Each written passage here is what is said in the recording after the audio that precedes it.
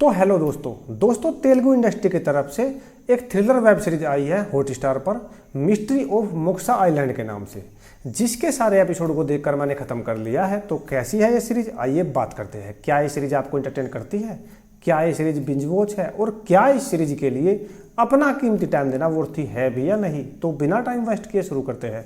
Hello, मेरा नाम है अशोक कुक्कर और आप देख रहे हैं कुक्कर रिव्यू पॉइंट। बात करें इस सीरीज की स्टोरी लाइन की दोस्तों, बिना स्पॉइलर के बस यही कहूंगा कि कहानी फोकस करती है एक साइंटिस्ट के ऊपर, played by Ashutosh Rana sir, जो कि एक आइलैंड पर रहता है और वो अपने 24,000 करोड़ की प्रॉपर्टी को अपने रिश्तेदारों के नाम करना चाहता है, और इसी की वजह से उसने अपने सारे रिश्तेदारों को अपने आइलैंड पर बुला लिया है। लेकिन कहानी में ट्विस्ट तब आता है जब उस आइलैंड पर एक के बाद एक लोग मरने लगते हैं। तो आखिरकार इसके आगे कहानी में क्या होगा और इस आइलैंड की क्या मिस्ट्री है और आखिर वो लोग क्यों, कब और कैसे मर रहे हैं, इसके लिए तो आपको ये पूरी सीरीज देखनी पड़ेगी, जिसमें टोटल 8 एपिसोड है, जिनकी लेंथ 25 से 30 मिनट वेरी करती है। यानी कि पूरी सीरीज को निपटाने के लिए आपको 3.5 घंटे के आसपास का टाइम तो लग ही जाएगा। अब अगर एक लाइन में मुझे इस शो का रिव्यू करना हो तो बस मैं यही कहूँगा कि यह एक एवरेज टाइप का शो लगा है मुझे। परफॉर्मेंस की बात करते हो, देखो दोस्तों, परफॉर्मेंस वाइज ये है शो बिल्कुल भी दमदार नहीं है। आई मीन भाई साहब, ना इसकी कास्टिंग अच्छी है, ना इसके एक्टर अच्छे हैं, और ना ही उनकी परफॉर्मेंस मुझे अच्छी लगी है। आशुतोष राणा यहाँ पर देखने को मिलेंगे आपको, जिनका स्क्रीन टाइम ही कम है और उनकी एक्टिंग में भी कोई खास दम नहीं लगा मुझे। प्रिया आनंद यहाँ पर देखने को मिलेगी, जिनका काम 7 एपिसोड तक तो ठीक ही था, लेकिन भाई साहब 8वें एपिसोड में उन्होंने क्या रहता फैलाया, मतलब वो मेरी समझ से बाहर है। इसके अलावा दोस्तों नंदू विजय यहाँ पर देखने को मिलेंगे, और भाई साहब उनका काम भी मस्त एवरेज ही था। यानी कि परफॉर्मेंस वाइज है सो बिल्कुल एवरेज है, जो आपको डिसअपॉइंट करेगा भाई। बात करें पॉजिटिव की, देखो दोस्तों, इस मूवी का जो प्लॉट है ना, जो कॉन्सेप्ट है, वो मुझे काफ़ी पसंद आया है। एक नया आइडिया है जिसको देखकर आपको कहीं ना कहीं अच्छा लगेगा। इसके अलावा इस सीरीज की सिनेमाटोग्राफी और कलर ग्रेडिंग काफ़ी ज़्यादा अच्छी है। इस आइलैंड की, समुंदर की और इस जंगल की खूबसूरती को बहुत ही बेहतरीन तरीके से पर्दे पर उतारा है कैमरामैन ने, उसके लिए 1 लाइक तो बनता है भाई।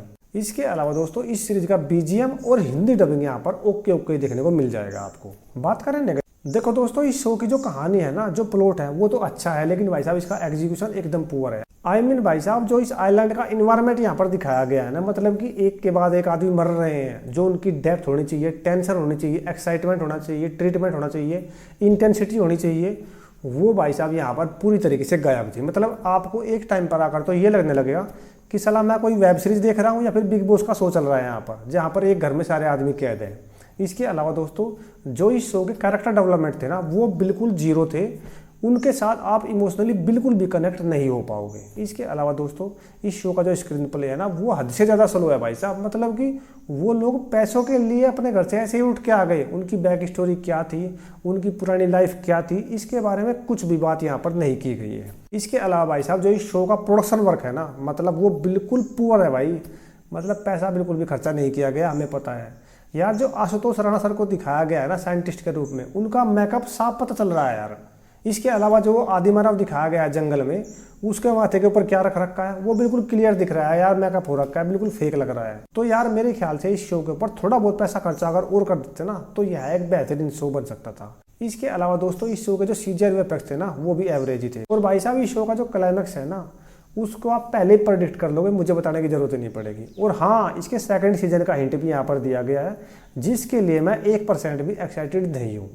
तो दोस्तों ज़्यादा बातें ना करते हुए बस इतना कहना चाहूँगा कि ऑल इन ऑल यह है एक एवरेज टाइप का शो लगा मुझे, जिसके लिए अपना टाइम बर्बाद करने की मेरे ख्याल से ज़रूरत नहीं है।